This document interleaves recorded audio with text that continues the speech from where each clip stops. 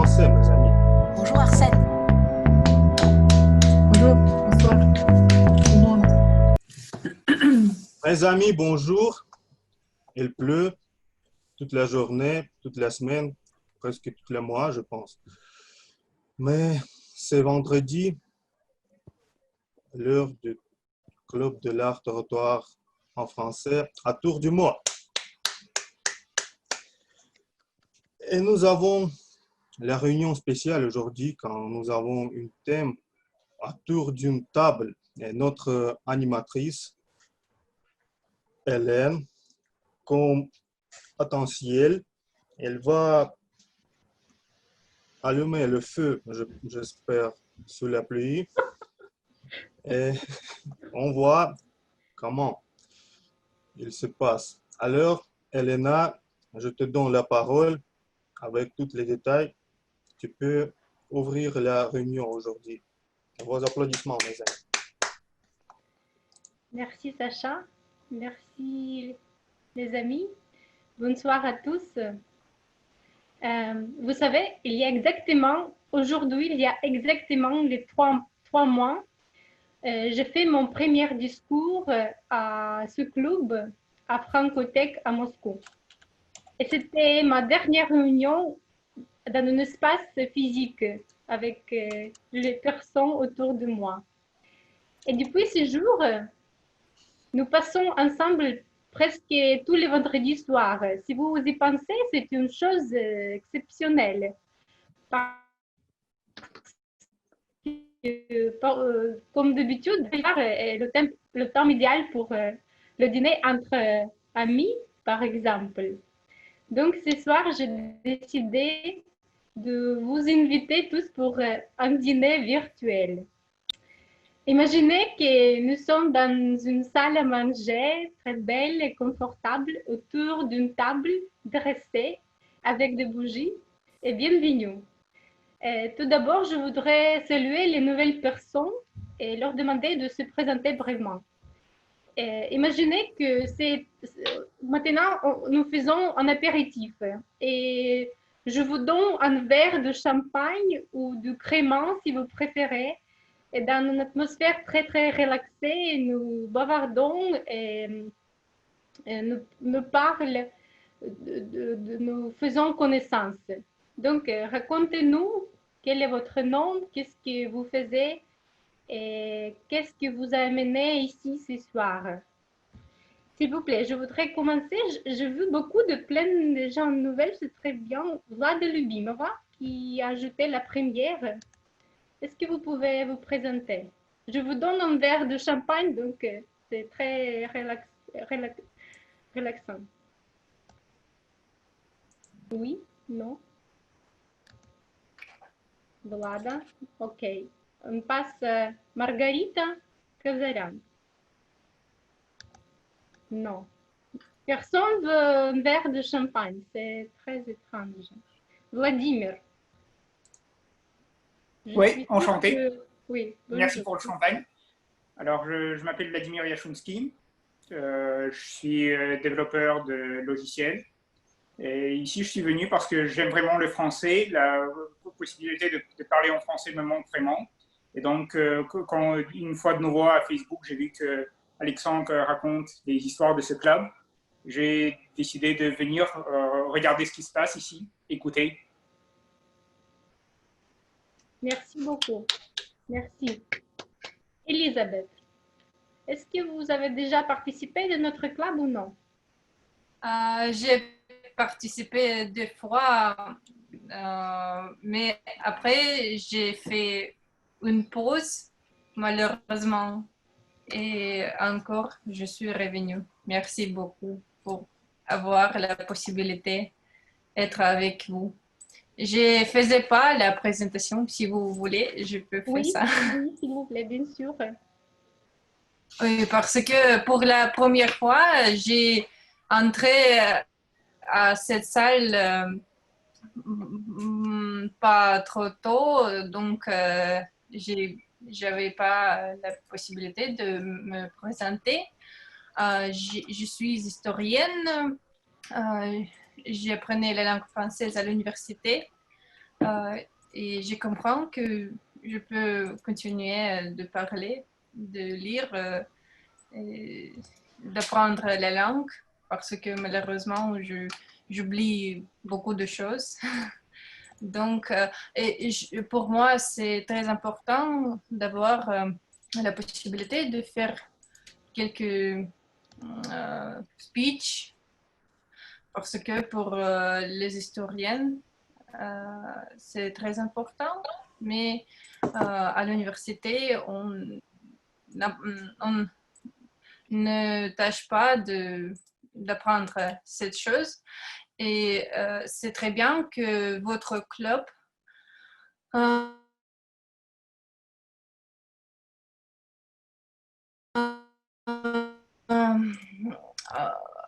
dans votre club, les gens apprennent d'être les vrais artistes. J'adore. Et c'est pourquoi je veux continuer d'être à ce club. Merci beaucoup. Merci beaucoup, Elisabeth. D'autres personnes qui veulent un verre de champagne? Non? Oui? Non? OK. Je pense que dans notre chat, ça doit être un lien au document Google Documents avec Elena, peut-être. Je vois Elena. Clou. Oui, oui, c'est vous. Est-ce que vous pouvez vous présenter deux mots? Elena, aujourd'hui, notre grammairien, ce n'est pas la première fois. Ah, excusez-moi. Peut-être Mais Nadia, je peux peut-être. me présenter si vous... Mais vous pouvez avoir le champagne. J'ai pas de champagne, j'ai pas de champagne, j'ai de l'eau. OK, Voilà. OK.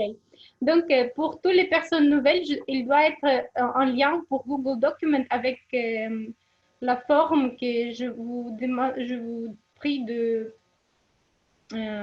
remplir, de mettre vos dates, et on peut vous connecter pour vous raconter plus de notre club. Et maintenant, on commence. Pour commencer notre soirée, Et Anna aussi, excusez-moi, Oui. Nadia, notre évaluatrice générale, la première fois, peut-être. Nadia, j'ai déjà parlé On ne avec m'a vous, pas donc offert le champagne. merci Sacha. Donc moi, je suis Nadia, je vous viens de Lille, en France. Je suis vice-présidente relations publiques du club de Lille. Et si je suis parmi vous aujourd'hui, c'est parce que j'ai été invitée à être votre évaluateur général et je suis ravie d'être là. Merci beaucoup, Nadia. Maintenant, Anna Lucina va nous présenter la pensée du jour. Oui, bonsoir à tous. Merci Elena pour m'avoir présenté. J'ai une pensée de journée pour vous aujourd'hui et je vais le partager juste un petit moment. Je pense que j'ai besoin des droits pour le partager, Sacha. Ça ne marche pas.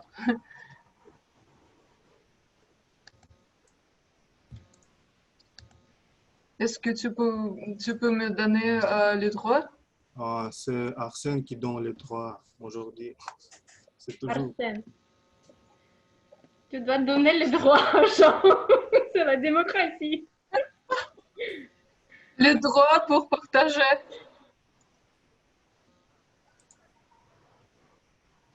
Ah, peut-être maintenant, oui. C'est ici. Est-ce que vous voyez le pensée? Oui. Oui. C'est le pensée du jour de moi. Et c'est de Marcel Proust. Soyons reconnaissants envers les gens qui nous rendent heureux. Ils ont les jardinières qui font fleurir notre âme. J'aime bien cette citation et je trouve qu'il y a vraiment deux pensées dans cette citation.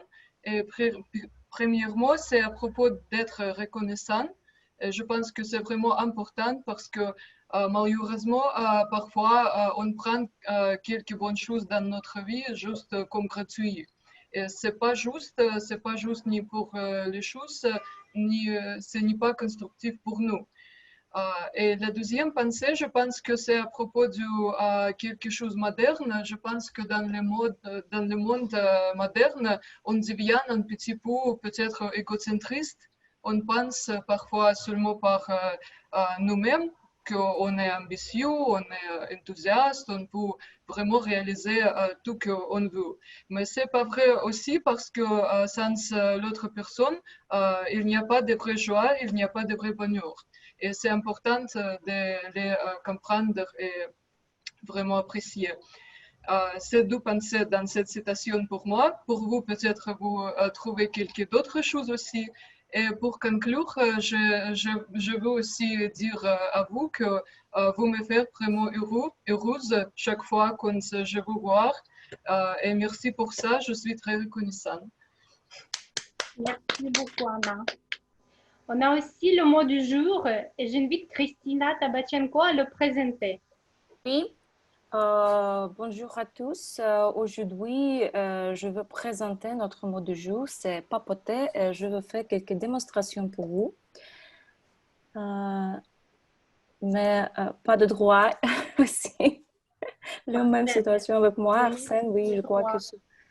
non, pas de droit.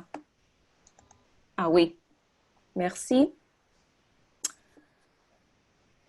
Oui, c'est un petit moment.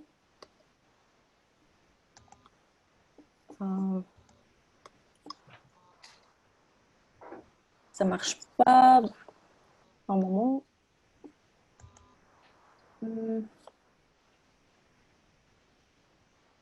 Oui. Oui. Et notre mot du jour aujourd'hui, c'est papoter. Et je crois que... oui, ça marche.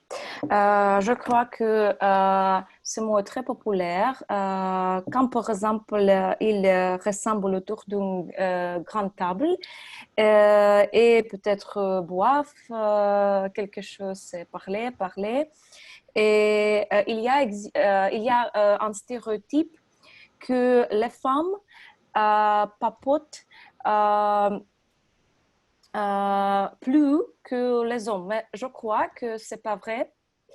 Et aujourd'hui, je vais présenter les définitions de ce mot. Donc, papoter, c'est bavarder sur le sujet sans intérêt, parler beaucoup, peut-être avec familiarité, légèreté ou frivolité. Je vais donner quelques images. Non, ça ne marche pas. Oui, c'est papoter.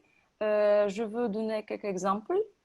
En été, j'aime papoter avec mes amis autour d'un verre de limonade. Peut-être vous pouvez voir ici l'image très heureuse, je crois, très heureux. Les femmes papotent quelques dehors peut-être. Et après, il existe un mot papoteur et papoteuse. C'est une personne qui papote beaucoup, bien sûr. Et aussi, je dois donner quelques conjugations. C'est très facile. Au présent, c'est je papote, tu papotes, il papote, nous papotons, vous papotez et il papote. Et au passé composé, par exemple, on utilise le forme papoter. Oui, je crois que c'est tout. Merci beaucoup, Christine. Le mot du jour est comme du sel que nous devons ajouter à nos plats, à nos discours, à tout que nous prononçons pour les rendre ces plats plus savoureux. Et on n'a pas oublié même le piment ou le poivre pour ajouter un peu de piquant. Elena Marina va présenter la blague du jour, s'il vous plaît. Bonsoir à tous.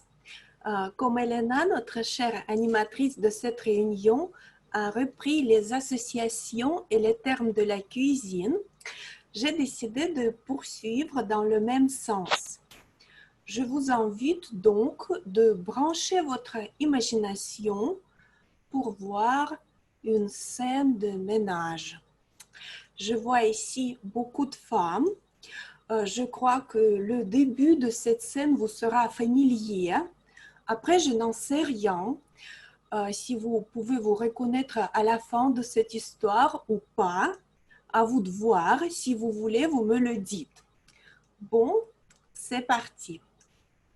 Une femme est à la cuisine. Elle fait cuire des œufs. En ce moment, son mari rentre à la maison. Il vient dans la cuisine et se met à crier. Attention! Attention! Plus de beurre! Retourne-les! Retourne-les! Plus de beurre! Plus de beurre! Tu ne vois pas qu'ils vont brûler? Mais fais attention! Retourne-les! Allez, dépêche-toi! Retourne-les! Maintenant! Maintenant! Sa femme, excédée, lui dit « Mais enfin, t'as perdu la tête? Pourquoi tu cries comme ça? Qu'est-ce qui te prend ?» L'homme se retourne et dit très calmement en quittant la cuisine « Bah rien, c'est juste pour te montrer ce que ça fait quand tu es à côté de moi en voiture. » Voilà l'histoire. Je vous souhaite une soirée très agréable. Merci beaucoup, Elena. C'était parfait. Merci beaucoup, Anna, Christine et Elena, pour ces hors-d'œuvre excellents.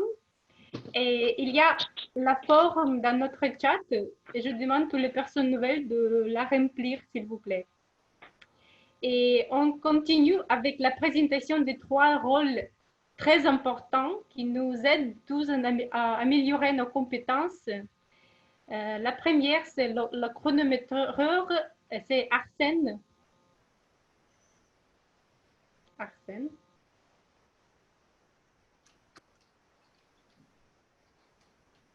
Nous n'attendons pas.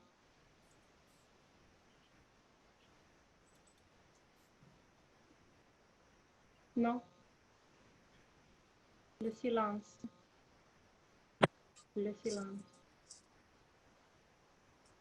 Arsène.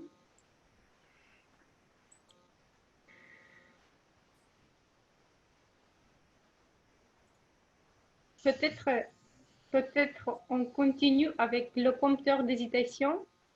C'est Emmanuel Akanbou, s'il vous plaît. Oui, bonjour à toutes et à tous. Moi, c'est Emmanuel et je serai aujourd'hui votre compteur d'hésitation. Voilà, mon rôle sera d'analyser les hésitations que nous faisons pendant notre discours. Donc, les hésitations, comme nous les connaissons, c'est les mots parasites du genre I, O, à vous de m'épater, de m'étonner.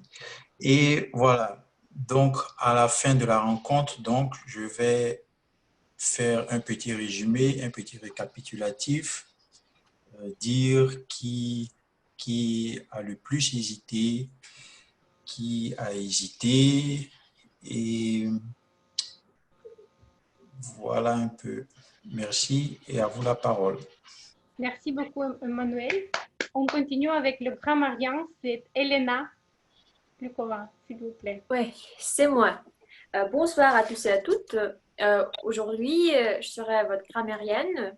Et alors, mon rôle consiste à juste corriger, à remarquer et à corriger votre faute que vous faites. Alors, bien sûr que la grammaire, ce n'est pas la chose la plus importante dans la langue. Bien sûr qu'on vous comprend très bien, même si vous commettez des fautes. Voilà. Mais je peux dire que il faut essayer d'être, même si on ne peut pas être idéal, il faut essayer d'être idéal. Et alors, je vous aiderai à améliorer votre niveau de la grammaire, peut-être de la prononciation. Voilà. Et bonne chance à tous. Merci beaucoup, Elena. Arsène, est-ce que tu avais la possibilité de le mettre au micro? Non, non.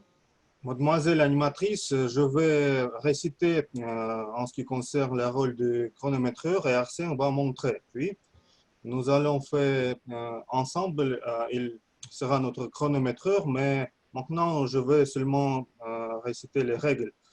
Alors, il ne faut pas jamais dépasser le temps chez nous parce que notre réunion, les règles de Toastmaster sont très strictes et tous les rôles sont ces limites du temps. Alors, pour les discours préparés, que nous allons dans quelques minutes, la session des discours préparés, nous avons les limites suivantes. Après le moment de 5 minutes, Arsène va montrer le signal rouge.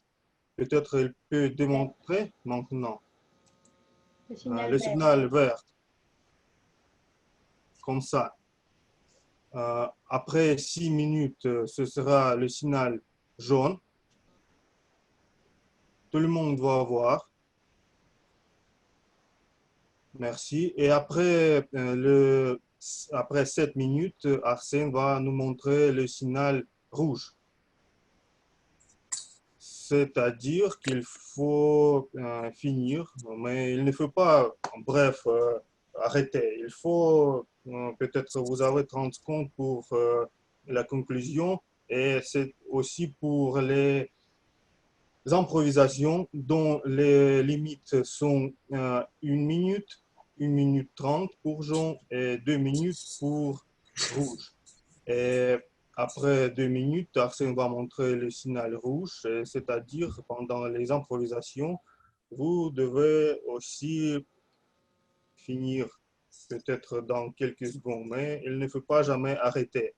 Et pour les évaluations, aussi c'est 1 minute 30 pour verte, 2 minutes 30 pour jaune et 3 minutes pour rouge. Et j'espère que ça nous aide à éviter le dépassement de temps. Merci beaucoup, Arsène, pour ton assistance. Merci beaucoup, Arsène. Et maintenant, on passe au plat, finalement, la session de discours préparés. Le premier discours nous va présenter Natalia Novolodskaya avec le sujet « Le bio peut-il nourrir la planète ?» Natalia a choisi le pathway de stratégie de motivation, donc elle veut devenir le communicateur puissant et efficace. L'objectif de ce discours est de nous démontrer qu'elle peut appliquer les commentaires qu'il a reçus lors de son discours précédent. Donc, Natalia, le bio peut-il nourrir la planète? Natalia Novolodskaya. S'il vous plaît.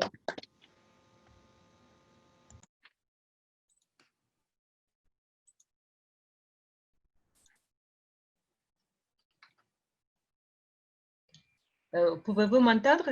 Oui. Ah oui, maintenant oui. Alors, merci beaucoup pour me donner le parole. Aujourd'hui, j'aimerais parler des produits. Et le titre de mon discours est « Le bio peut-il nourrir la planète ?» Je commencerai par la question, est-ce que vous faites la cuisine souvent? Je crois que normalement, la plupart de nous fait la cuisine 3 ou 4 mois par semaine, mais pourtant, pendant cette longue période de confinement, nous sommes arrivés à ce qu'on fait la cuisine chaque jour. Et naturellement, on achète ou on commande à la maison plus de produits que d'habitude. Voilà pourquoi notre envie d'obtenir des aliments de bonne qualité et de prix attractifs est devenue bien actuelle. En particulier, moi, j'ai eu le temps de faire quelques recherches à propos de produits dits bio. Et je voudrais partager avec vous ce que j'ai appris. D'autant plus qu'aujourd'hui, c'est le jour international de la défense de l'environnement. Tout d'abord, le bio est la tendance de 20 années dernières, bien nommée et largement médiatisée. Comme nous le savons, des spots publicitaires, les produits bio sont incroyablement utiles. Ils contiennent plus de vitamine C, plus d'oméga 3, plus d'antioxydants que les produits conventionnels. Et ils sont cultivés sans pesticides, sans hormones. Ils sont adorants et ils sont très délicieux. Tout de même, il faut mentionner que le bio est aussi assez cher. Pourquoi? La première raison est la faible productivité de l'agriculture biologique. Le processus de production de bio est beaucoup plus long. Ainsi, l'élévation d'un poulet de chair, par exemple, ne dure que 28 jours, tandis qu'un poulet organique doit être élevé pendant 81 jours selon le standard. Et si on parle du récolte des produits végétaux bio, il est moins abordant.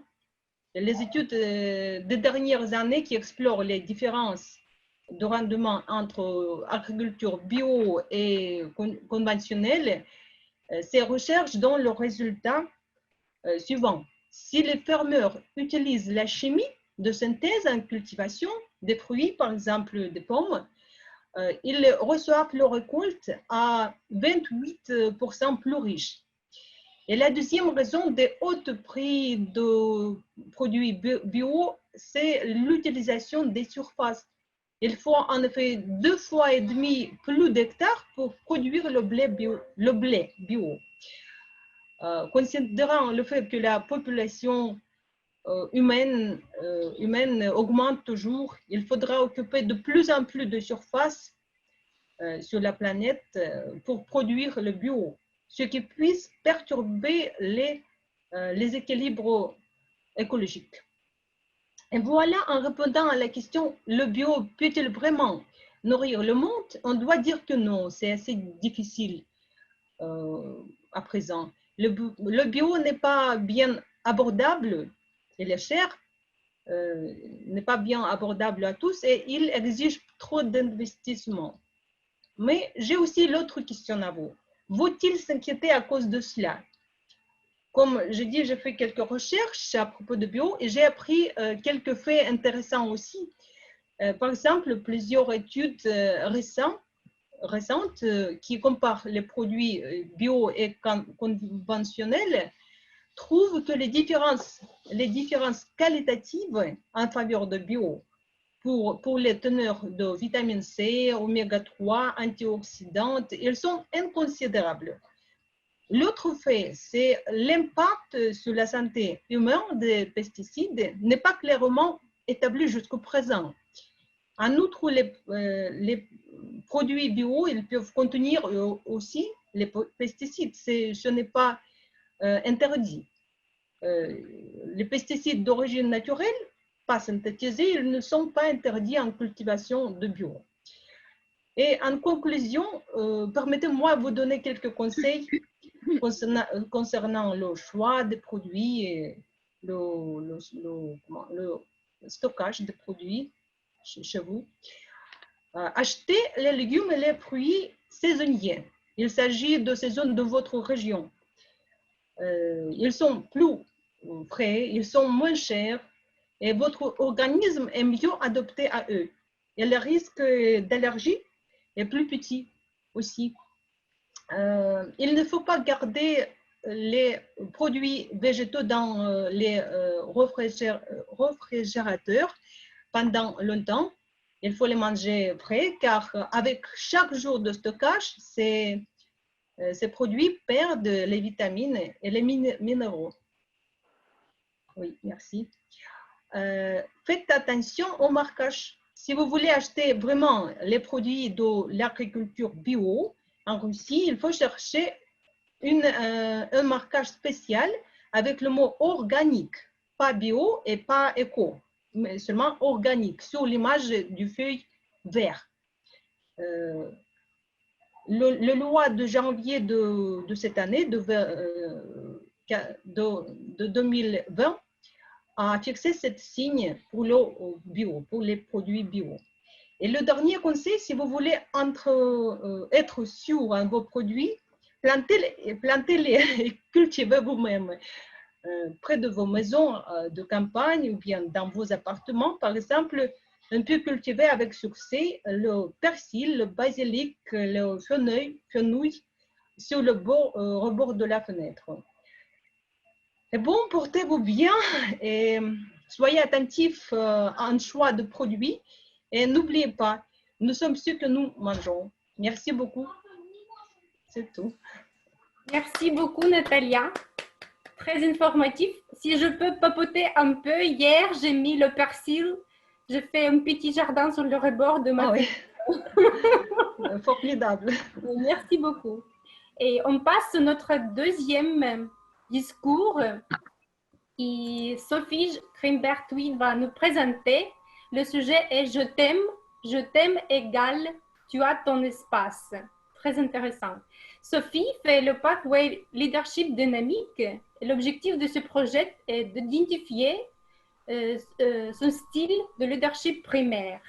Donc, je t'aime égale, tu as ton espace. Sophie Grimbert-Huy, s'il vous plaît. Merci beaucoup, maîtresse de cérémonie, Elena. Merci beaucoup, chers membres de Toastmasters, du club autour du mot ou invités de club de Toastmasters autour du monde et chers invités.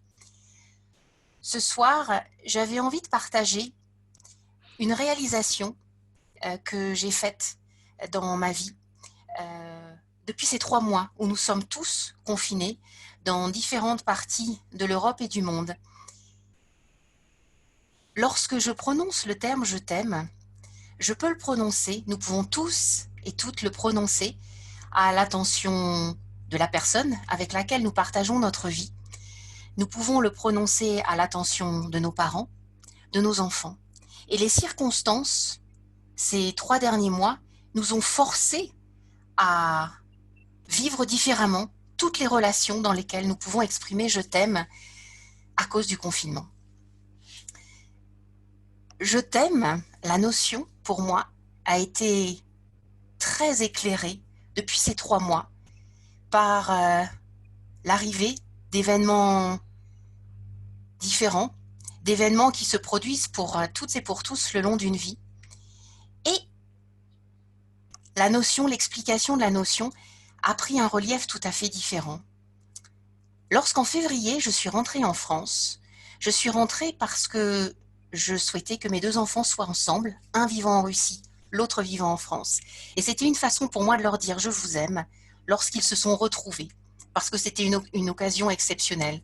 Donc c'était une occasion joyeuse. À la fin du mois de février, j'ai dit « je t'aime » à une personne dans ma famille avec laquelle j'étais sous le même toit, parce que cette personne était en difficulté, avait des soucis de santé, et que dire « je t'aime » en parlant de moi, c'était lui dire « porte-toi mieux, je t'apprécie beaucoup, je souhaite que tu ailles mieux ». Et puis cette personne, qui est mon père, a perdu sa conscience. Et lorsque je lui disais « je t'aime », c'était une façon de rassembler tous les souvenirs qui nous liaient de l'enfance, l'adolescence, la vie d'adulte, la vie de mère, la vie de grand-père, et de lui dire « voilà, nous avons partagé tout ça, je te donne tout ça, rappelons-nous tout ça ». Le terme « je t'aime », pour moi, a été la réalisation de l'espace, d'une compression de l'espace que j'exprimais en voulant partager tous les souvenirs que nous avions en commun. Et lorsque je disais « je t'aime » à mes enfants, c'était leur dire « nous sommes ensemble, nous partageons le même espace ». Et dans ces bouleversements de vie où nous avons été obligés de vivre ensemble sous le même toit, contre notre volonté d'une certaine façon, ne pouvant pas sortir, étant dans un espace confiné sous le même toit, la réalisation a été aussi que l'espace était primordial, l'espace géographique. Les mètres carrés que nous partagions, en étant dans des chambres, en étant dans une cuisine ensemble, dans une salle à manger, toutes les relations étaient transformées, toutes les relations d'affection, d'amour, prenaient un tour nouveau, un jour nouveau. L'espace, c'était accepter des difficultés, c'était accepter de les dépasser, c'était créer des rythmes, c'était dire « je t'aime, ne m'oublie pas, je ne t'oublie pas, je te laisse ton espace, laisse-moi mon espace. Dans ces temps de contraintes, dans ces temps de bouleversement, d'incertitude, de tension, la notion d'affection, en français, lorsque je dis « je t'aime », je pars de moi, du sujet, et je me projette vers toi. L'espace devenait extrêmement important. Parce qu'il était réduit, mais qu'il donnait tout ce relief à la notion d'affection par rapport à un père, par rapport à une mère, par rapport aux enfants. Et la notion d'amour est devenue très très liée à la notion de « je te laisse ton espace ». Tu as ta place, je la reconnais, je te donne ton espace. Pour moi, la notion de « je t'aime » est devenue une notion où les limites géographiques, les repères géographiques, les repères dans le temps, la compression des souvenirs, l'évocation des souvenirs, la projection dans la création de nouveaux repères. Lorsqu'il y a un être que l'on aime qui meurt, qu'est-ce que l'on fait du « je t'aime » ? Qu'est-ce que l'on fait de l'espace qui a toujours été familier, de la proximité qui n'est plus là ? Le terme « je t'aime », il transcende l'espace, il dépasse l'espace. Et je voulais partager avec vous ce soir que le confinement a permis de donner un relief largement différent à la notion d'amour. La notion d'amour égale « je te laisse tes repères ». J'accepte les repères passés, je comprends qu'il y a des repères nouveaux et que je vais t'aider à les construire. Je vais les baliser, je vais accepter lorsque tu as des réactions négatives, je vais leur laisser l'espace pour s'épanouir, pour ensuite papoter ensemble, communiquer ensemble, pour recréer des nouvelles balises, recréer de nouvelles relations dans le « je t'aime ». Les « je t'aime » d'avant du confinement, les « je t'aime » pendant le confinement et les « je t'aime » après le confinement seront très différents. Chers amis, ce soir, Toastmaster, je voulais partager avec vous cette notion qui pouvait sembler très banale du « je t'aime », ces aspirations que l'on peut avoir en tant qu'être humain, de se projeter dans les relations affectives que nous avons eues dans le passé, lorsque nos parents nous ont aidés à grandir, que nous transmettons à nos propres enfants, que nous souhaitons partager avec nos partenaires de vie. Elles sont toutes créatrices d'espace. Et que dans les mondes où nous avons été confinés, la gouvernance, le leadership ont permis, grâce à Toastmaster, de réaliser l'espace dans la notion d'amour. Chers Toastmasters, je vous souhaite à tous et à toutes de très belles relations en prenant conscience de ces espaces dans vos relations d'amour avec vos parents, avec vos partenaires, avec vos enfants. Donnez de l'espace, c'est donner de l'amour. Je vous remercie. Merci beaucoup, Sophie, pour ce discours si émotionnel, si sincère. Merci beaucoup. Je pense que maintenant, on doit passer à notre spécialité. On a fini avec notre plat principal et on passe à la spécialité. Ce soir, ce sont les spécialités hongroises préparées par notre invitée de Budapest, Esther. Esther, je vous donne la parole, s'il vous plaît. Oui, merci beaucoup. Merci pour ce sujet du jour, pour le dîner dans la salle à manger. Et j'avais l'idée de vous demander non seulement à papoter autour du table, mais aussi j'aimerais vous inviter à réfléchir sur les clichés, de réfléchir un peu différemment. Tous les jours, dans les rues ou bien dans les médias, on est entouré des publicités avec des photos photoshopées qui nous suggèrent qu'il faut être toujours beau et belle, il faut garder la jeunesse éternellement, on doit être riche et en forme physique superbe. Il nous faudra toujours sourire, être satisfait et avoir de bonne humeur. C'est la clé pour être heureux, comme on dit. Est-ce que c'est bien vrai? Je pense que pas forcément. Peut-être on pourra aussi changer de perspective. Aujourd'hui, je vous invite à réfléchir sur les stéréotypes à les réévaluer et à discuter sur les clichés quotidiens d'une autre manière. Comme si on avait dîné, assis autour d'une table avec un verre de vin ou une tasse de café ou du thé, ce que j'ai ici aussi avec moi. Et donc, comme on vient de manger, on peut commencer à papoter un peu plus sérieusement. Et puis, j'ai recueilli 10 questions pour vous et à répondre et pour vous inspirer à réfléchir un peu différemment sur les clichés.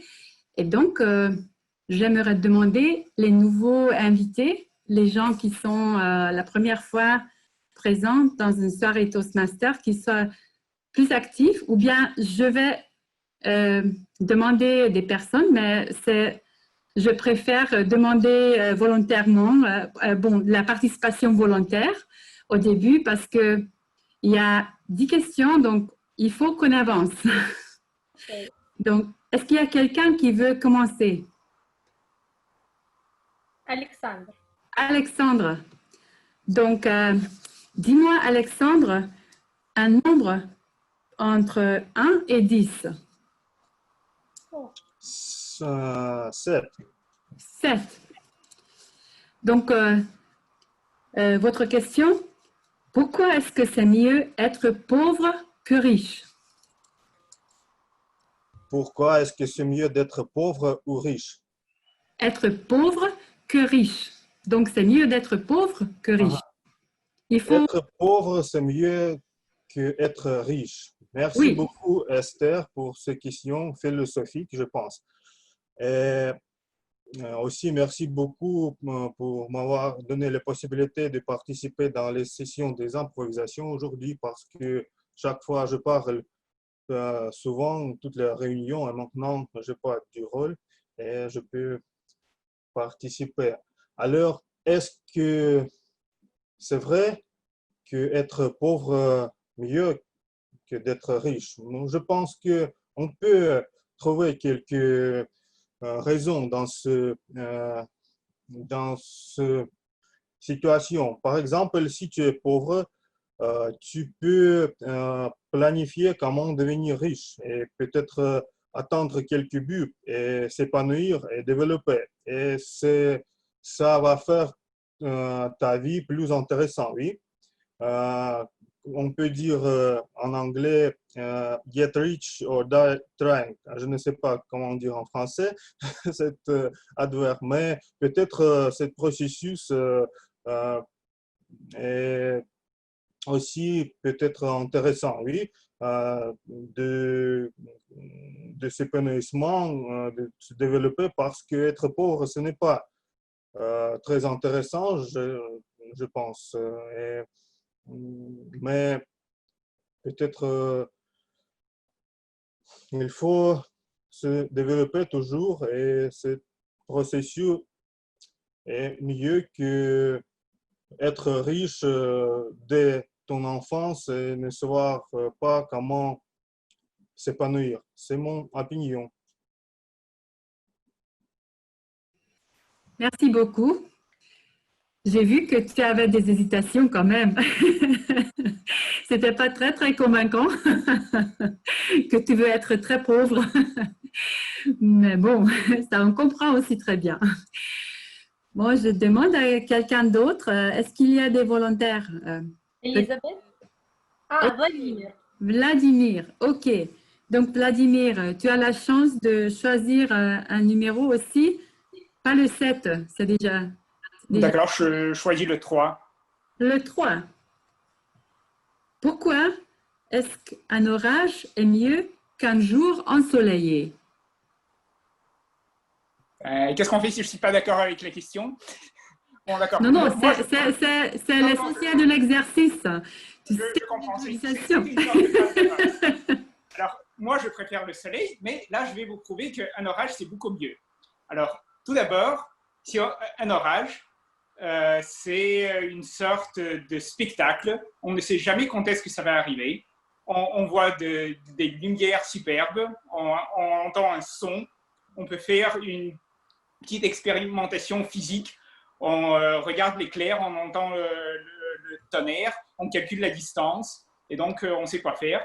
Puis, ça peut nous montrer si on a peur du temps qu'il fait ou non. Donc, c'est une sorte d'épreuve. Bon, donc, un orage, ce n'est pas un temps tranquille. Et donc, c'est la possibilité de comprendre qui tu es en vérité. Merci bien. Je pense que quand même, tu l'as très bien fait. C'était un peu plus convaincant. OK. Mais avec le temps qu'il fait, je voudrais un peu plus de soleil. Et de la mer. OK. Donc, maintenant, j'aimerais vraiment demander une femme. Il y a beaucoup de dames ici dans la salle à manger. Donc, par exemple, Nadia, veut se présenter? Nadia peut-être? Nadia? Oui, pourquoi pas? Pourquoi pas? OK. Donc, il y a les autres numéros qui n'ont pas été choisis. Donc, à part le 3 et le 7, tu peux choisir un numéro. Le 9. Le 9. Pourquoi est-ce que c'est mieux être chauve que d'avoir de cheveux? Alors, vous remarquez que c'est un sujet qui me tient à cœur. Il vaut mieux être chauve, pourquoi? Regardez un petit peu ce que j'ai sur la tête. Imaginez le nombre d'heures que je mets en une semaine, le nombre de minutes que je mets chaque matin. Toutes ces minutes sacrifiées, alors que je pourrais être sous ma couette, me réveiller beaucoup plus tard. Vous savez, ça nécessite énormément de choses, l'entretien d'une chevelure. Le shampoing, le brushing, le coiffeur. Que d'économies je pourrais faire. Ça pourrait être investi dans tellement d'autres choses. Et puis alors être chauve, ça veut dire plus de stéréotypes. Toujours cette femme avec cette grande chevelure pour la séduction, tout ça. Je suis chauve, je l'assume, je suis une femme accomplie, je n'ai pas besoin de cette chevelure pour être reconnue. Voilà.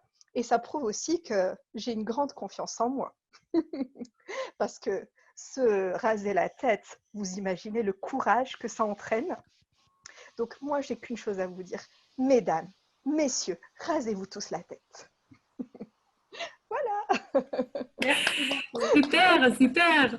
Ça commence à être vraiment, vraiment intéressant. Hein. Vous y mettez très, très bien. Donc, j'aimerais avoir d'autres volontaires. Elisabeth, Sinon, je vais demander à quelqu'un de choisir.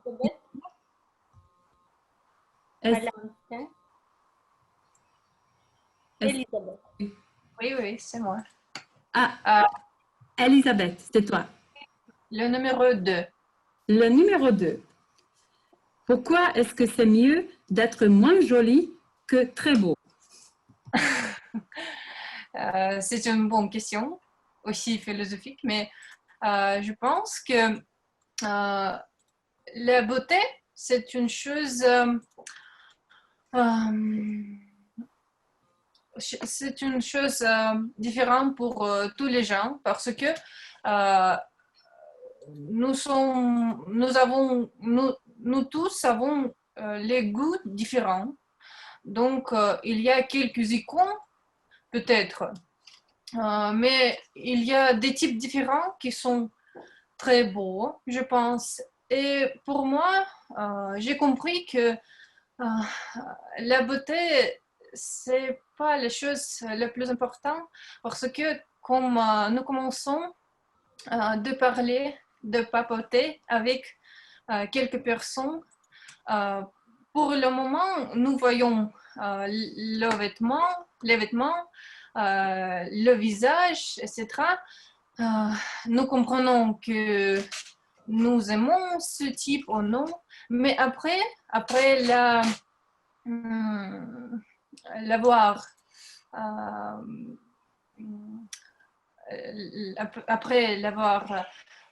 parlé avec cette personne, nous changeons son opinion. Si nous aimons ses pensées, le visage change dans nos yeux. Et c'est très important, c'est pourquoi je comprends la beauté, c'est pas la chose importante. c'est une chose pour le moment, mais après, nous comprenons l'âme, le caractère, etc. Merci beaucoup.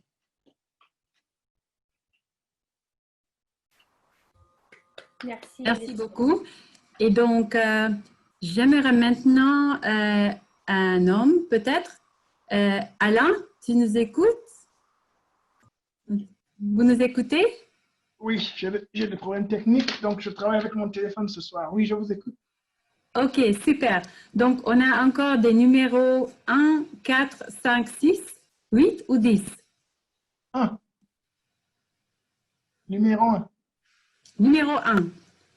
Pourquoi est-ce que c'est mieux d'être plus âgé que plus jeune? Quand je veux commencer, je me souviens de mon grand-père. Je ne l'ai pas beaucoup vu. On était tout petits et il nous a visités une fois. Et je me souviens que chaque fois, on lui achetait une bouteille de vin rouge. Et quand on allait jouer dans la cour, parfois il venait s'asseoir et il nous regardait jouer. Et souvent, il nous appelait et on lui demandait de nous parler de son enfance. Et je me souviens, il m'a raconté une histoire qu'il aimait le football, mais sa maman n'aimait pas le voir jouer. Et il a eu une fracture de la rotule droite. Et donc, il a porté un plâtre pendant quelques mois, je pense. Donc, on aurait dit qu'il nous regardait jouer et il voyait un peu ce qui pourrait arriver. C'était comme si il pouvait prédire ce qui va arriver. Donc, de cette histoire, je dirais que être plus âgé, octogénaire, peut-être que c'est des gens qui papotent un peu trop à la maison, mais premier avantage, c'est la sagesse. Donc, ils ont de la sagesse, ils peuvent prodiguer des conseils à leurs enfants et à leurs petits-enfants. Un deuxième avantage d'être âgé ou vieux, c'est que on est à la retraite. On a probablement beaucoup moins de stress, pas besoin d'aller au travail tous les jours. Et donc, la vie est belle, quoi. Donc, c'est ça en général, en résumé, c'est la sagesse et le calme. C'est ça l'avantage d'être âgé. Madame, je vous retourne la parole. Merci beaucoup. C'était convaincant pour moi aussi. Bon, à la retraite, on n'a plus de soucis, hein? Ok. Donc, est-ce qu'il y a des volontaires? Ou bien je peux demander peut-être Annelise? Annelise? Oui. Est-ce que vous avez envie? Voilà, voilà, ça y est, je suis de retour. Ok, super. Bonsoir. Donc, on a les numéros suivants, 4, 5, 6, 8 ou 10? Eh bien, le numéro 4. Numéro 4. Pourquoi est-ce que c'est mieux d'être stupide que très intelligent? Ah, ça c'est une question bien intéressante. Qu'est-ce qu'on appelle la stupidité déjà? C'est quand même une bonne question. Je vois déjà une première raison pourquoi c'est bien d'être stupide, ou ce qu'on peut considérer comme stupide. C'est-à-dire qu'au lieu d'avoir l'impression de tout savoir, on va poser des questions. Donc, voilà, ça peut paraître stupide à certaines personnes quand on entend se poser des questions, mais ça peut apporter beaucoup de choses à soi-même et aux autres.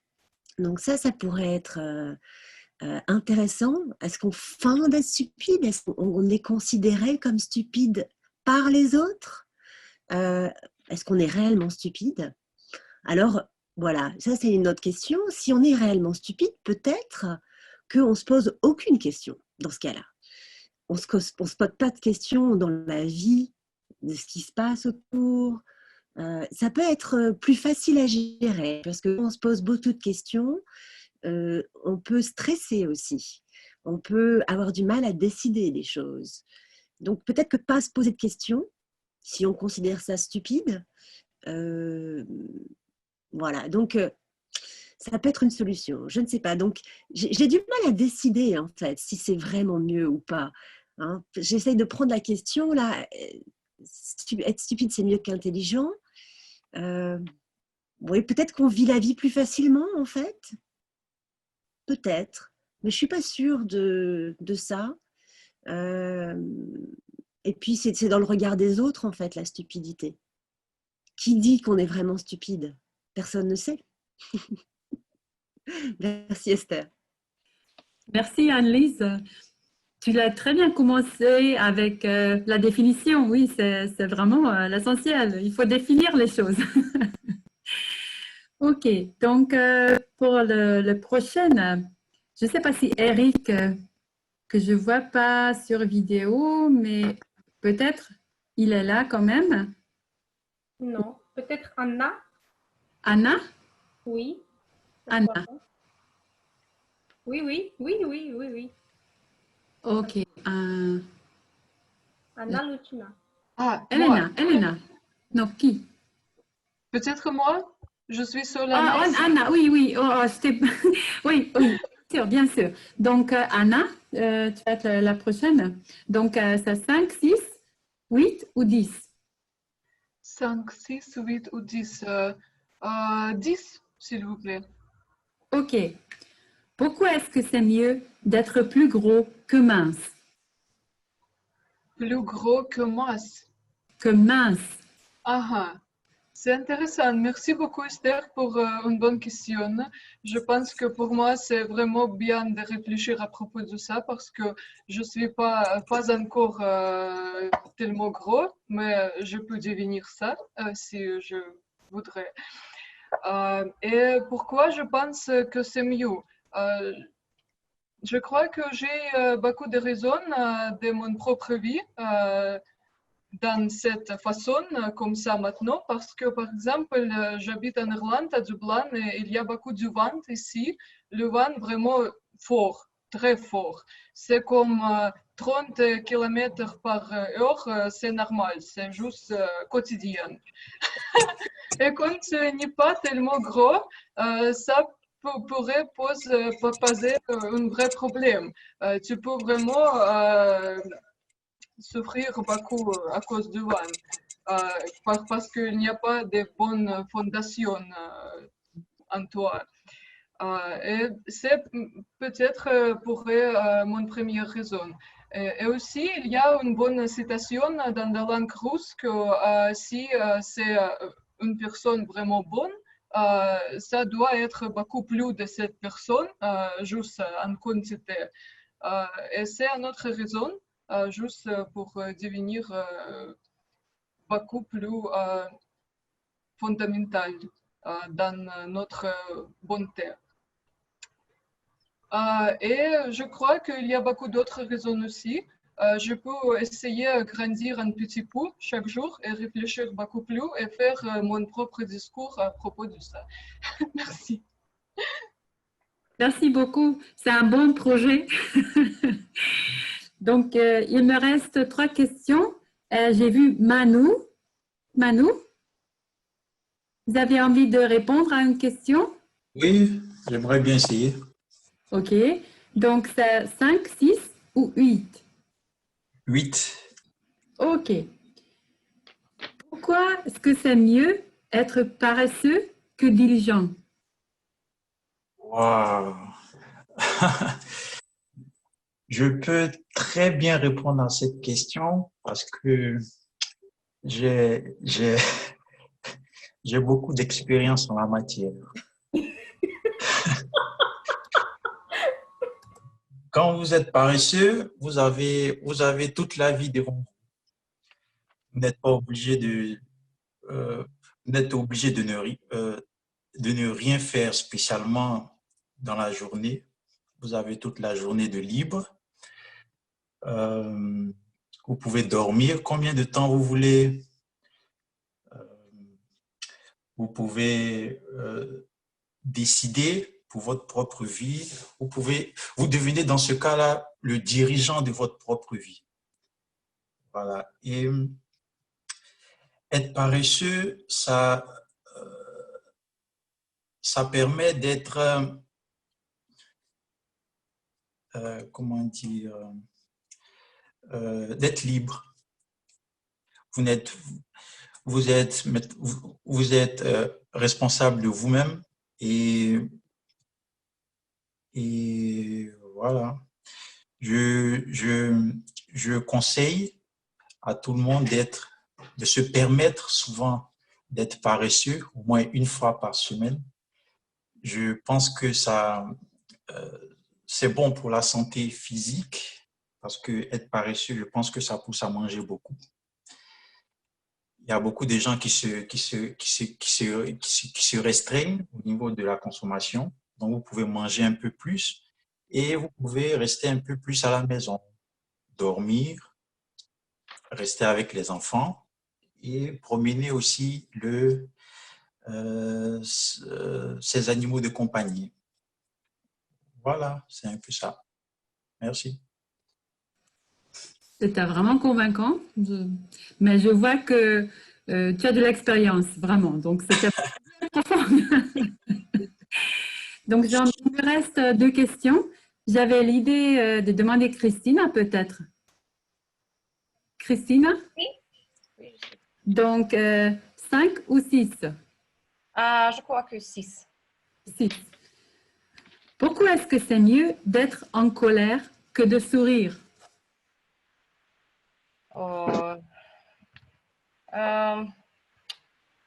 Ok. Je crois que quand on met en colère une personne devient très agressif et c'est une très bonne question, mais très difficile, à vrai dire. Je crois que quand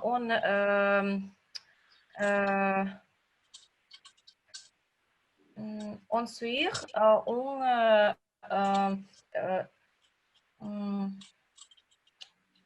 qu'est-ce que c'est dit? On expliquait quelques positifs ambiances, quelques positifs émotions. Et par exemple, aux États-Unis, les gens suivent tout le temps. Et dans la société, il s'agit que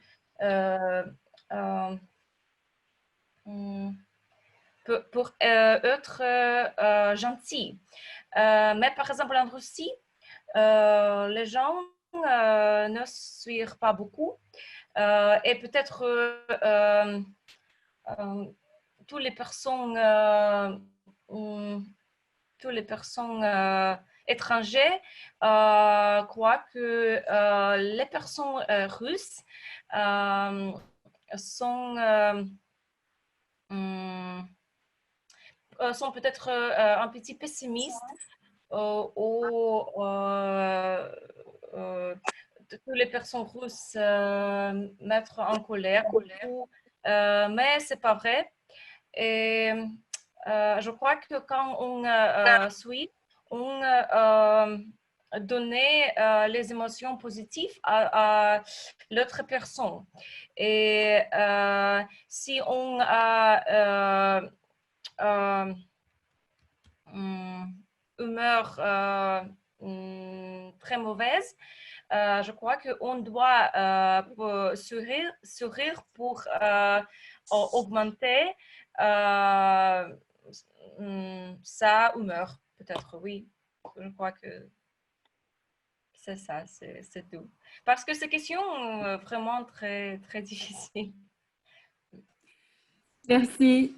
Merci pour la réponse. Et excuse-moi pour la difficulté de la question, mais ça nous fait réfléchir. C'est ce qu'il y a bien. Je pense que ce n'est pas trop évident de répondre. Donc, il me reste une toute dernière question. Arsène, peut-être. Arsène, c'est possible que tu parles ou… Ah, oui, j'ai mon téléphone. Ok, super.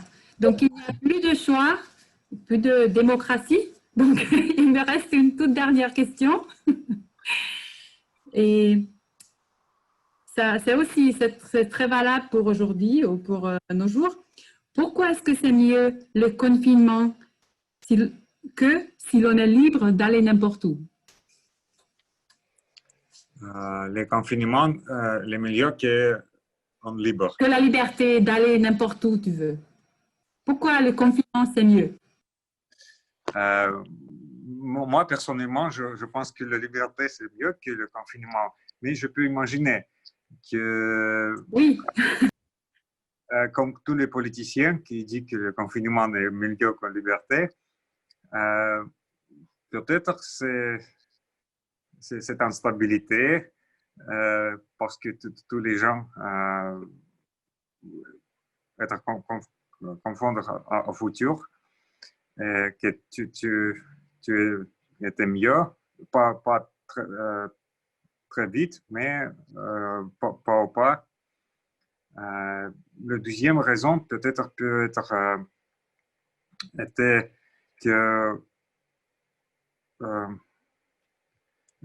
les confinements, c'est dans notre vie, dans notre monde, tout s'est changé très vite. Il y a beaucoup de choses qui changent dramatiquement les derniers 6 mois. Et je pense que dans cette raison, beaucoup de gens voudraient choisir le confinement qui est la liberté. Ok, merci beaucoup. Je remercie pour la réponse et je félicite à tout le monde parce que je pense que c'était vraiment des questions très difficiles quelquefois, mais je pense que vous avez très bien répondu. Et à ce moment, j'aimerais bien partager mon écran parce que je veux vous aider avec les 10 nombres. Et comme je n'ai pas le droit de faire un poll, je vous demande de m'envoyer un chat avec un nom. Et puis, je vais recueillir les noms et je vais vous dire le gagnant à la fin. Donc, je partage mon écran pour vous aider. Ah! Esther, où je peux nommer toutes les personnes? Non, j'ai bien écrit ça sur dans mon file, donc je pense que c'est plus simple. Si j'ai le droit, si je peux avoir le droit de partager mon écran, ça serait... Arsène. Le droit. Oui, est-ce que... Ok, donc je peux partager maintenant. Non, je ne peux pas encore.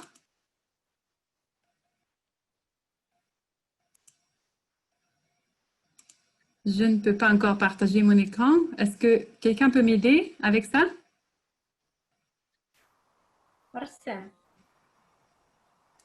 Arsène? Ok, peut-être. Peut-être maintenant, oui, ok. Ok, donc, attendez. Oui, c'est ça. Vous voyez les questions et les noms.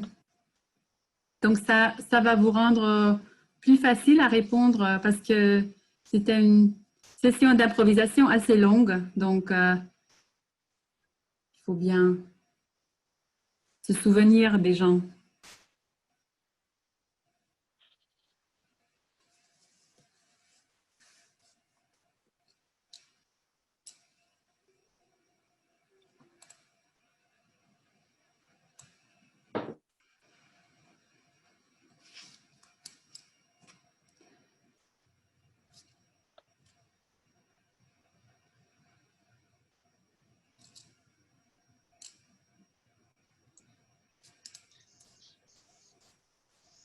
Je pense que tout le monde a vu le nom. Oui. Ok, donc je vois déjà 10 réponses. Donc, si vous en avez plus besoin de mon écran, je peux l'arrêter. Ok, merci beaucoup Esther pour cette session, pour ces questions si drôles et vitales le même temps. C'était parfait, c'était génial. Merci beaucoup. Et on continue.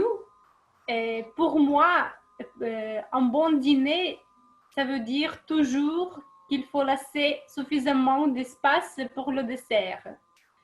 c'est la partie, on passe à la partie la plus douce, importante et très utile parce que ça nous permet de nous progresser. Et je donne la parole à notre évaluateur du jour, Nadia Meliti.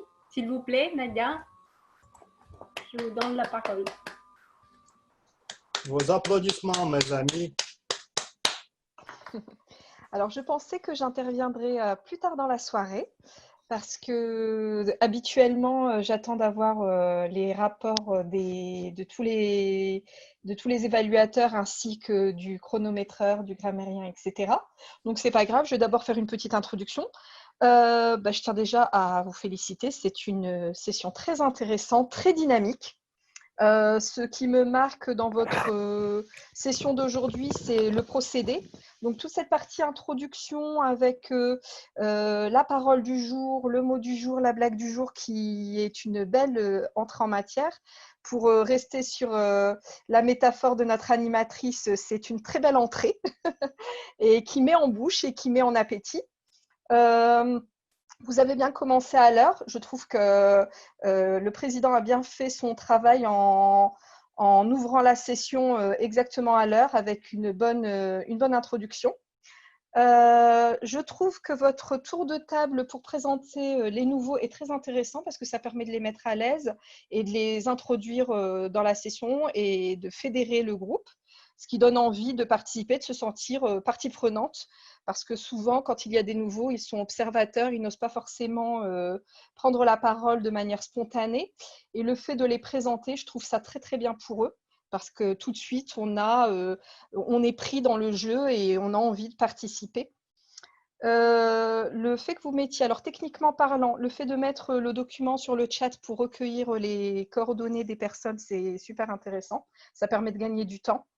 Et j'ai trouvé que les petits soucis techniques étaient bien gérés avec humour. Alors, je vais parler un petit peu des intervenants pendant l'entrée, c'est-à-dire, par exemple, Anna, avec sa pensée du jour et le petit message. Je trouve que le fait de mettre le message à l'écran, c'est très bien parce que parfois, à la lecture, il y a des personnes qui sont plus visuelles, d'autres qui sont plus auditives. Et le fait d'avoir les deux, d'avoir la lecture du proverbe oralement et de l'avoir à l'écran, c'est super intéressant. Et Christina, c'est pareil, elle a mis le mot du jour à l'écran après l'avoir défini oralement. Ce que j'ai trouvé intéressant chez Christina, c'est que non seulement elle a défini le mot, et qu'en plus elle a apporté des exemples en images et la conjugaison. Et je pense qu'un des objectifs des personnes qui viennent dans le groupe de Moscou, enfin je pense, je l'ai supposé, c'est aussi de perfectionner le français. Et ça, c'est super intéressant parce qu'en fait, le mot, il est vu de plein d'axes différents et ça permet de vraiment enrichir son vocabulaire en français. Donc, c'est super à ce niveau-là. La blague du jour, je l'ai trouvée super rigolote. Et j'ai trouvé que Elena était très dynamique, le visage aussi était souriant, etc. Du coup, moi, ça m'a bien fait rire. Alors, au niveau des autres intervenants, la meneuse d'improvisation, Esther, c'est ça, ça se prononce comme ça, je ne me trompe pas? C'est bien ça? Alors Esther, donc j'ai trouvé ton introduction super intéressante parce que tu as vraiment introduit ton thème. On voyait bien qu'on était là sur un thème. Tu invites tout le monde à la réflexion. Alors tout de suite, on a préparé nos neurones parce qu'on savait qu'on allait réfléchir. Donc c'était sympathique. Je trouve que, alors toi et tous les autres, vous avez tous rebondi sur la thématique, en fait, sur l'ambiance qu'a mis en place Elena, l'animatrice. Elle est partie sur le thème d'une tablée, on est autour d'une table, on est autour d'un repas, et à chaque fois, vous avez tous rebondi. Donc, c'était intéressant. Donc, Esther a vraiment joué le jeu, on était autour d'une table et on continuait de papoter. D'ailleurs, elle a utilisé le mot papoter, donc c'était bien. Donc, j'ai trouvé intéressant le fait de donner des numéros comme ça, parce qu'en fait, c'est le suspense. Alors, on nous demande d'improviser, et en fait, on est là, on tire un numéro au hasard, et c'est rigolo, et c'est sympathique. J'ai trouvé aussi que le choix des sujets fait par par Esther était super intéressant parce qu'en fait, c'est des sujets universels et philosophiques. Donc, en fait, on se sent en sécurité parce que ça touche tout le monde. Et en même temps, c'était difficile parce qu'en fait, elle a pris le sujet à l'envers. En fait, elle est allée à contresens. C'est-à-dire qu'il fallait défendre quelque chose qu'on ne pense pas. Donc ça, c'était sympathique parce que ça mettait en difficulté. Et de fait, le niveau pour intervenir et prendre la parole, elle a tout de suite fait monter d'un cran. Et j'ai trouvé son intervention dynamique, elle était souriante, elle a vraiment pris les gens avec humour. De fait, elle nous mettait tout de suite en confiance et ça, c'était très bien. La seule chose, c'est que ça a duré longtemps l'improvisation, parce que si j'ai bien regardé le programme, la session des improvisations devait se terminer à 20h55. Et à 20h55, il restait encore 4 numéros à tirer. Donc peut-être que 10 numéros, c'était trop et qu'il aurait fallu peut-être se limiter à 4 numéros pour rester dans le timing de la session. Pour Esther, voilà. Mais en tout cas, Esther, bravo. Le chronométreur, alors Arsène, on a bien vu les couleurs à l'écran, elles arrivaient bien comme il fallait. Je pense que c'était très visuel pour tout le monde. Bon, c'est dommage que tu n'as pas eu le temps d'introduire ton rôle au début de la session parce que tu avais un problème de micro. Mais le président Alexandre a bien pris les choses en main. Il a vraiment parlé du rôle, il a expliqué comment fonctionnait le rôle, qu'est-ce qu'on attendait de chacun. Alors, il a bien dit que le temps, il était important dans les sessions Toastmaster. Ce qu'il aurait été bien, c'est vraiment de préciser que le temps, c'est quelque chose qu'il faut maîtriser quand on prend la parole, parce que maîtriser son temps, c'est aussi maîtriser sa prise de parole. Et il y a des situations où on prend la parole et on n'a vraiment pas beaucoup de temps. Et ça, c'est quelque chose qui est dans la vie de tous les jours. On a un rendez-vous de carrière, on a très peu de temps pour parler. On doit faire un discours devant les invités lors d'un mariage, on n'a que quelques minutes pour parler. Donc, le temps, c'est important, c'est quelque chose qu'il faut savoir maîtriser. Mais c'était très bien. Donc, quant à la grammairienne Elena, j'aurais bien voulu avoir son rapport, mais ce n'est pas grave. Donc, son introduction était parfaite. Elle a bien expliqué son rôle, elle a bien expliqué ce qu'elle attendait des intervenants. La seule chose, c'est que la grammaire, c'est important. C'est pas rien. Si on n'a pas une bonne grammaire, parfois on ne nous comprend pas. Et le Toastmaster, c'est l'exigence. Et la grammaire, ça fait partie des exigences de Toastmaster. Donc non, c'est pas rien si on n'utilise pas bien la grammaire. Il faut bien utiliser la grammaire. Et donc voilà, ça, il faut vraiment, en tant que grammairien, dire, voilà, moi j'ai un niveau d'exigence, il faut que vous fassiez du mieux que vous pouvez pour ne pas faire d'erreurs de grammaire. Et si jamais vous en faites, je ne vous raterai pas, je vais toutes les relever. Donc voilà. Le compteur d'hésitation, je ne l'ai pas encore entendu. Et je termine donc avec l'animatrice, Elena. Ah oui, par contre, je voulais vraiment souligner que le mot papoter a été repris et que c'était intéressant de mettre un mot du jour. Donc, Elena, j'ai déjà dit que j'avais trouvé super intéressant le fait que tu utilises la métaphore du dîner pour nous emmener dans cette soirée qui a tout de suite posé un cadre très convivial.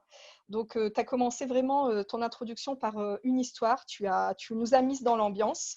Donc, ça s'appelle du storytelling. Vous connaissez, c'est un mot anglais qui veut dire qu'on utilise une histoire pour vraiment emmener notre auditoire dans notre univers et ça permet de capter l'attention. Et c'est vrai que tout de suite, Elena, tu nous as capté, tu nous as vraiment emmené à table, tu nous as invités chez toi. La métaphore de la coupe de champagne, c'était très bien parce que pareil, ça nous a vraiment mis en confiance, ça nous a fait nous sentir importants et nous sentir accueillis comme tu nous aurais accueillis à la maison. Tu as vraiment, c'était une communication basée sur l'émotion. On était tous contents d'être là. Vraiment, on s'est sentis bien accueillis. Je t'en remercie, Elena. Tu as bien rappelé l'utilisation du mot du jour. Je pense que tu l'as tellement bien rappelé qu'il est revenu plusieurs fois dans toute la session. Donc, c'était très bien. Je trouve que l'utilisation de la métaphore poivre et sel, elle était rigolote quand tu as parlé du fait que voilà, il fallait parsemer notre petite session de poivre et de sel et j'ai trouvé qu'elle était très forte en goût, cette session, justement. Tu as mis des transitions. Le passage d'un locuteur à l'autre était fluide.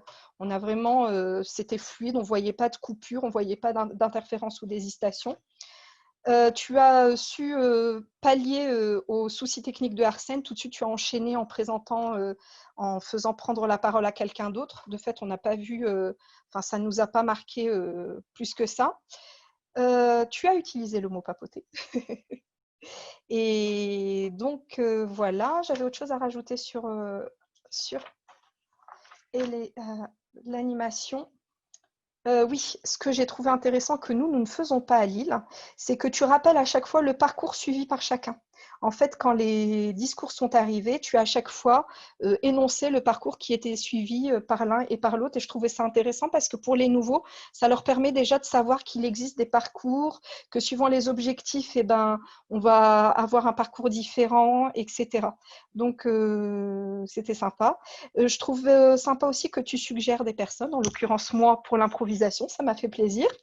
Et voilà, donc je te félicite, très bonne animation, très dynamique. Et le fil conducteur a été respecté. Par contre, il y avait un thème de l'agenda, à ce que j'ai compris. Donc en fait, c'était autour du mot agenda. Agenda, je ne sais pas si on a la même définition du mot agenda, mais je n'ai pas retrouvé le thème dans la soirée. Donc voilà, c'est ce que j'avais à dire. Parce que vous n'êtes pas encore dans notre liste. Et après complétion de la forme, vous la recevrez chaque fois. Nadia. Et nous avons l'agenda, j'ai envoyé à vous. Et chaque semaine, nous avons notre email, MailChimp, pour toutes les personnes avec l'agenda. D'accord. Ok, ça va, j'ai compris. Donc voilà, en tout cas, je félicite tout le monde pour cette belle session. Merci beaucoup, Nadia. C'était très utile. Je pense qu'il y a quelque chose à penser et améliorer dans notre club. Merci beaucoup. Et une question, est-ce qu'on donne la parole au grammairien, le compteur d'hésitation maintenant? C'est Nadia qui va présenter tous les petits rôles, annonce de tous les rapports des petits rôles et aussi les évaluateurs personnels. D'accord. Donc, l'équipe d'évaluation de cette soirée est composée donc, de plusieurs rôles. Donc, le rôle de grammairien. Donc, Elena qui va nous faire un rapport sur toute la grammaire. Donc, moi, en tant qu'évaluateur général, j'attends d'Elena qu'elle ait un niveau d'exigence assez important quant à la grammaire. Donc, j'expliquais dans mon introduction que la grammaire, c'était important. Bon, bien sûr, on est dans un club où il y a différents niveaux de langue française, mais ça, je pense que la grammairienne en prendra compte et je compte sur elle. Le compteur d'hésitation qui est Emmanuel, c'est ça? Oui. D'accord. Donc, quant au compteur d'hésitation, j'attends de ce compteur d'hésitation qui nous donne vraiment le détail des hésitations afin que nous en tirions profit et que nous puissions tous nous améliorer. Nous aurons aussi le chronométreur Arsène qui va nous faire un rapport sur l'utilisation du temps imparti en espérant qu'il pourra nous donner des axes d'amélioration. Et enfin, les deux évaluateurs, donc Alan pour le discours de… Je ne sais plus. Le premier discours, c'était quel prénom, pardon? Natalia. Natalia. Donc, c'est Alan qui va évaluer Natalia.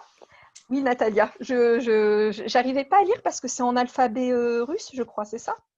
Donc, voilà, c'est pour ça que…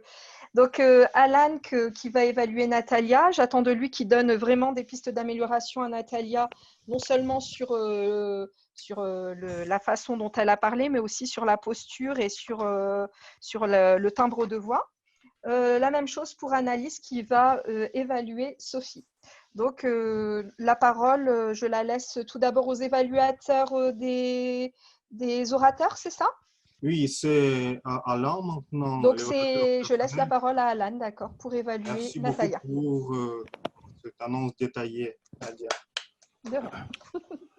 Merci beaucoup, Madame l'évaluatrice générale. Alors, Natalia.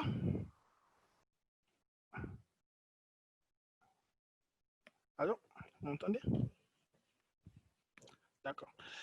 Natalia, le titre du discours de Natalia, c'était le bio peut-il nourrir la planète?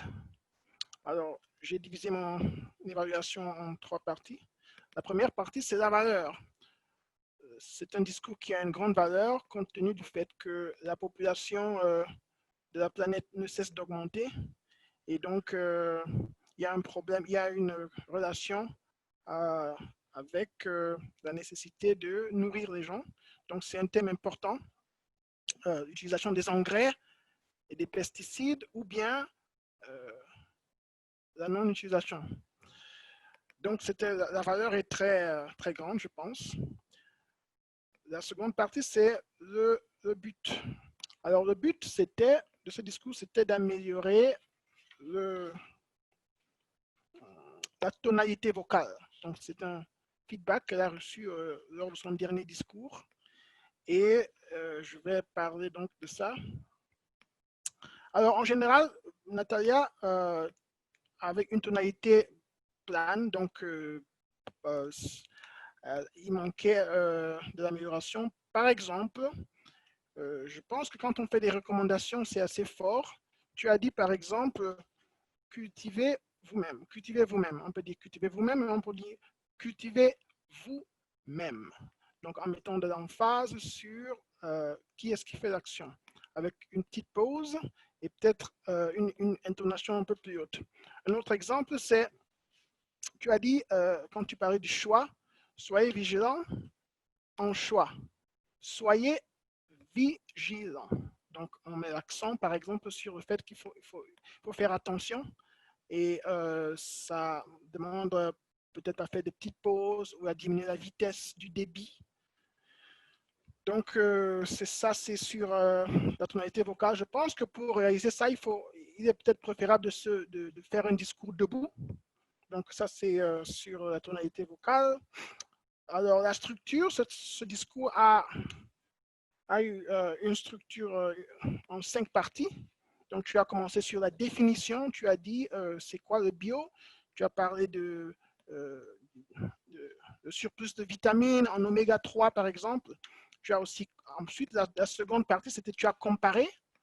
Donc, le bio et le conventionnel, par exemple, tu as dit, il faut 81 jours pour un poulet bio et 28 pour un poulet conventionnel.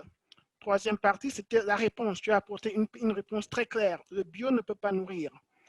Quatrième partie, c'était la recherche. Et tu as fini par le choix. Donc, tu as donné des recommandations, comme je disais tout à l'heure. Petite erreur, il faut dire soyez vigilant au choix et non soyez vigilant en choix. Donc, en somme, discours bien structuré, il faut revoir la tonalité vocale et la valeur était très bien, très haute. Madame l'évaluatrice générale. Merci Alain, merci beaucoup. Donc, merci Alan pour ce rapport très détaillé.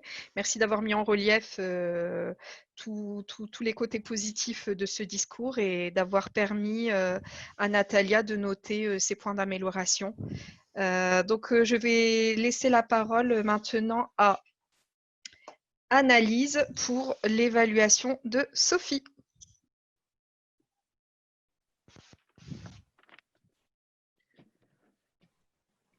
Bonsoir.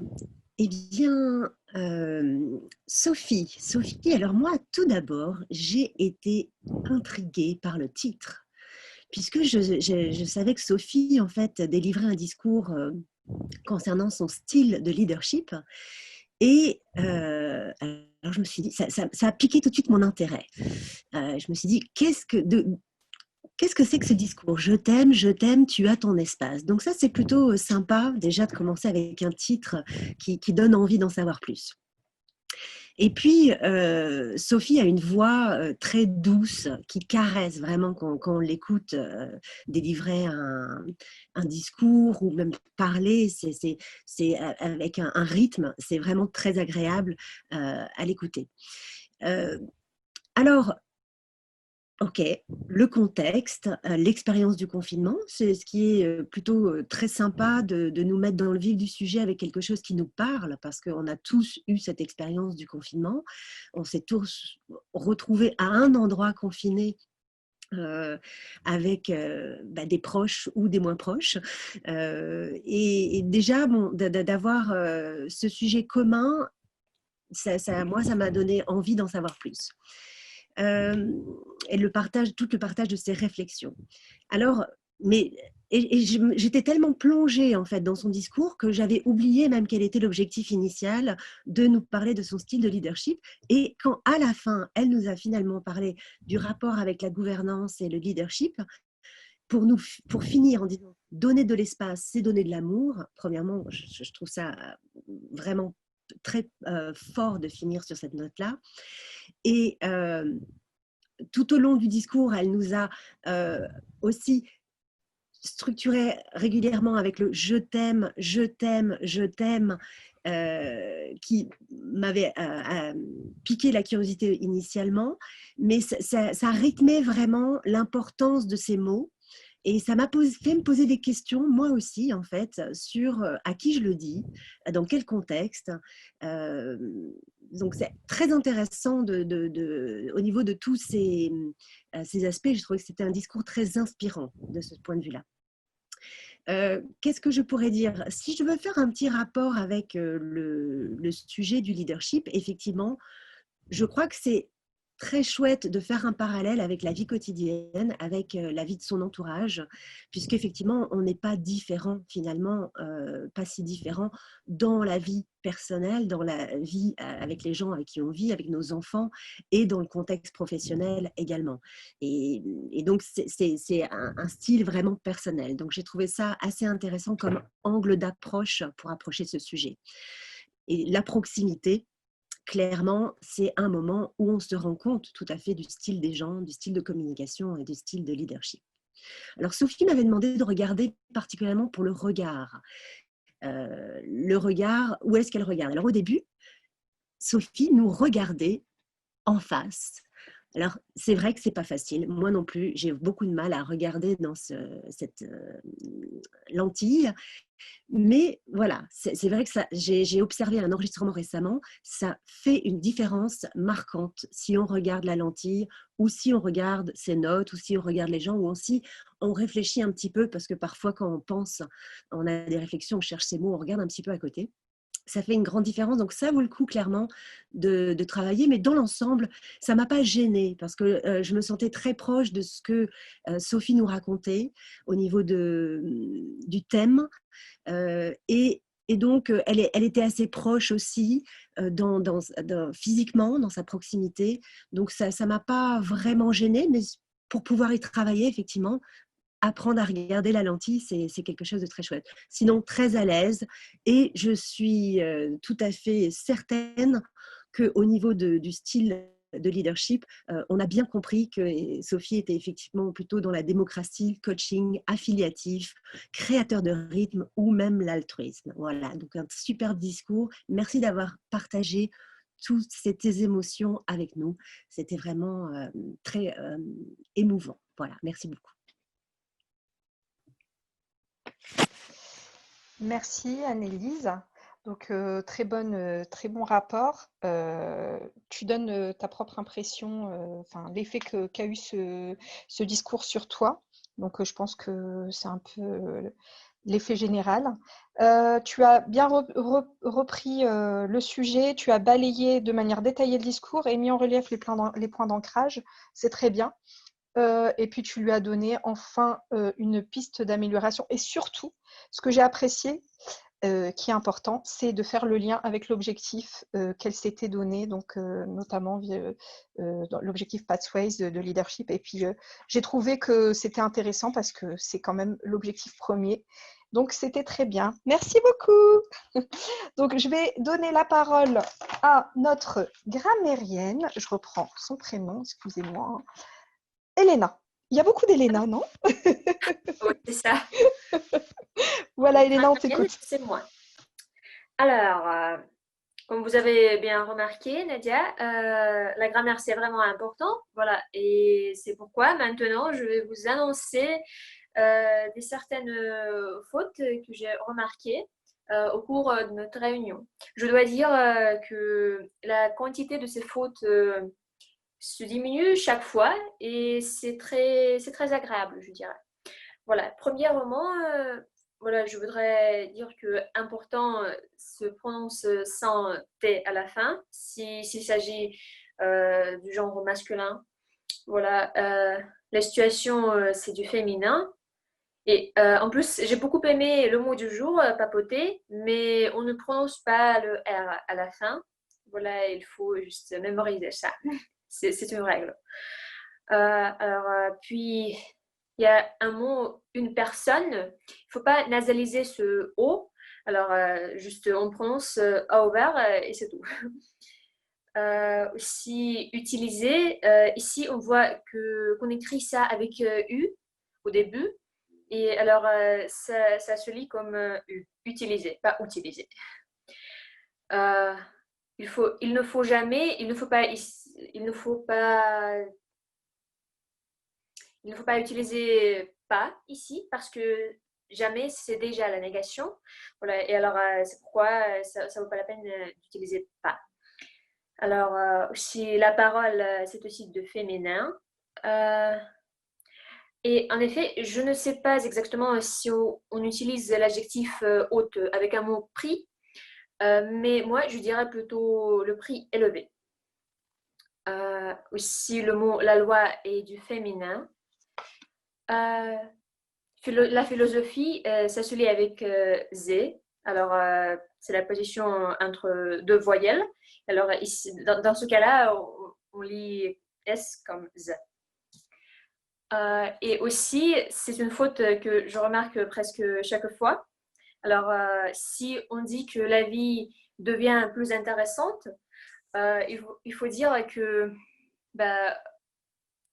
il ne faut pas dire qu'on fait la vie intéressante, mais on rend la vie intéressante. Il y a un verbe rendre. Voilà. Si le mot la chose est du féminin, alors la chose importante avec T. Il y a aussi le mot fondamental. Fondamental. Et dans ce cas-là, on lit EN comme en, un nasal. Voilà, et pas comme N. Aussi, le mot la personne est du féminin.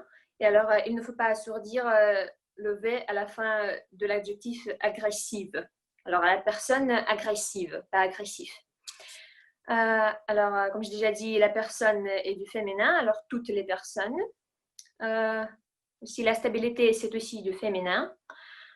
En plus, quand on lit que, paquet, parce que ce n'est pas l'espagnol. Alors, voilà. Et aussi, je ne sais pas vraiment si on utilise le mot file en français, mais quant à moi, c'est un peu l'anglicisme. Alors, je crois que j'utiliserai plutôt le fichier. Voilà. Et c'est tout ce que j'ai remarqué cette fois. Alors, merci beaucoup à tous.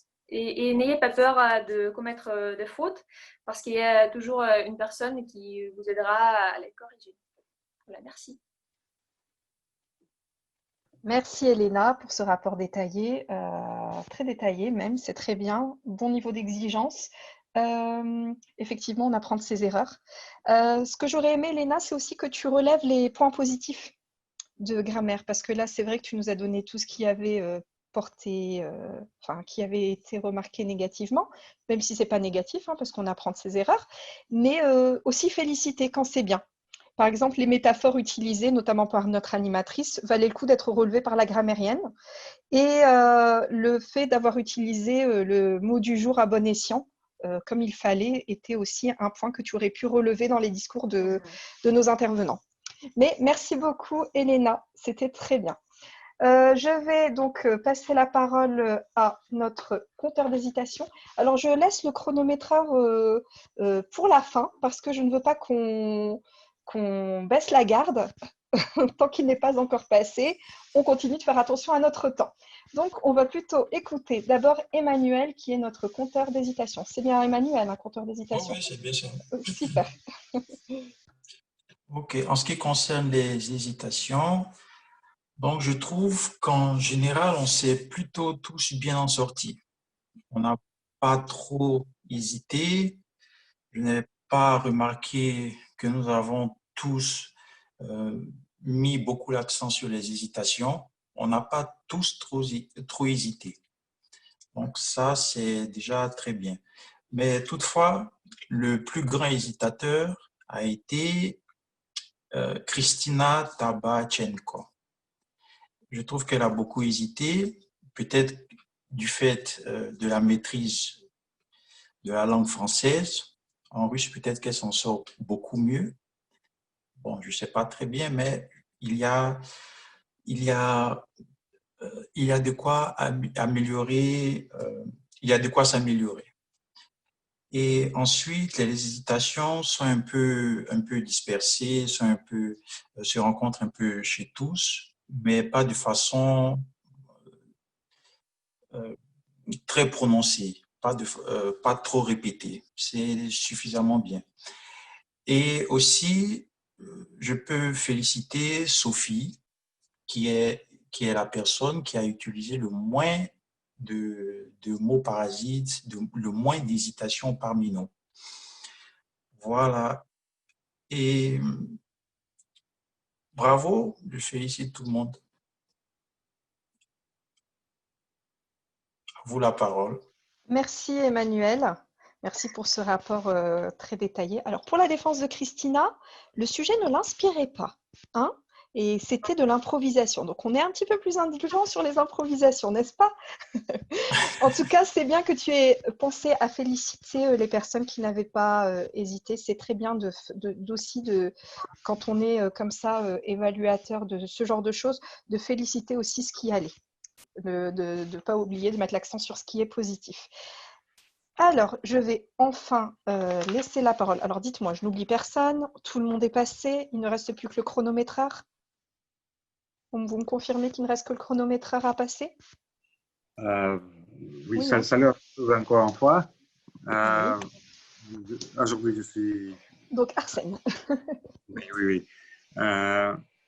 Et tout le monde a utilisé le temps, maîtrisé ton parole très bien aujourd'hui. C'était un analyse qui parlait beaucoup plus, mais un peu plus, excusez-moi. Mais ton évaluation était très intéressante. Je pense que c'était beaucoup de dire, d'expresser. Merci beaucoup. Et aussi, c'est notre grand moyen, mais nous avons fait beaucoup d'efforts. Et merci beaucoup pour ton travail et pour être en temps. Ce soir, nous utilisons encore une fois les démonstrations d'écran. Je pense que c'est bien pour démontrer les couleurs d'écran. Et ça marche mieux que les fonds d'écran. Ok, merci beaucoup. Maîtrisez votre discours, maîtrisez votre temps. Et merci beaucoup.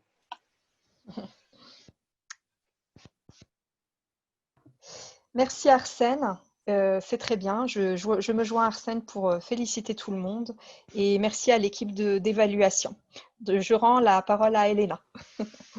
Merci beaucoup Nadia, merci beaucoup à tous qui ont participé dans cette réunion et à tous qui ont soutenu le sujet, ce thème. On a effectivement presque fini et je vais donner la parole à notre monsieur le président, mais il nous reste la dernière petite chose, le digestif, et c'est offert par la maison. On va annoncer le gagnant de la session d'improvisation. Sacha, je donne la parole à toi. Merci beaucoup à tous. Merci beaucoup. Je vais remercier tout le monde un peu plus tard, mais maintenant on peut faire comme ça. Que je puisse montrer mon écran, partager mon écran et montrer qui est le gagnant. Aujourd'hui, c'est Nadia, Oh, merci. c'est Ça fait votre, plaisir. c'est votre bon pour aujourd'hui. Merci beaucoup pour les improvisations très intéressantes et pour prendre le premier prix. Félicitations. Merci. C'est gentil. Alors, je voudrais, vraiment, je voudrais féliciter tout le monde. C'était très intéressant aujourd'hui. Merci Elena pour avoir pris le rôle des animatrices de la réunion. C'est très merveilleux autour de la table avec boisson. Peut-être quelqu'un boit du champagne, du vin, de la champagne, moi du thé. Mais tout ça, tous nous étions dans l'atmosphère amicale aujourd'hui, et peut-être un peu 15 minutes plus tard, mais je ne regrette pas ce temps que j'ai dépassé. Merci beaucoup, Nadia, pour votre évaluation. C'est très important pour nous parce que chaque fois, les locuteurs comme vous de France ou d'Europe qui parlent très bien en français participent à nos réunions. Nous profitons, c'est notre épanouissement, notre développement de notre français et aussi de notre connaissance sur l'art oratoire Toastmaster. C'est aussi C'était un plaisir. très important car vous êtes expérimenté dans votre club autour Toastmaster Lille. Merci beaucoup à Esther pour la session des improvisations très provoquantes, peut-être très intéressant. On va utiliser, moi j'ai noté ça pour les improvisations sur la future. Merci beaucoup à Anne-Lise pour son évaluation et nous sommes en entente de votre discours chez nous, peut-être dans ce mois. Et Alain, c'est notre personne moscovite déjà, mais aussi très, j'aime toutes les réunions quand il participe parce qu'il est aussi très expérimenté. On peut le dire, on peut dire qu'Alain est aussi locuteur. Au Canada, on parle français. Et bien sûr, Sophie, avec ses discours merveilleux chaque fois, c'est très intéressant d'écouter. Alors, mes amis, merci beaucoup à toutes et à tous. On va voir dans une semaine. Chaque vendredi, nous avons notre club oratoire à tour du mois. Merci. Merci bien. Félicitations à tout le monde.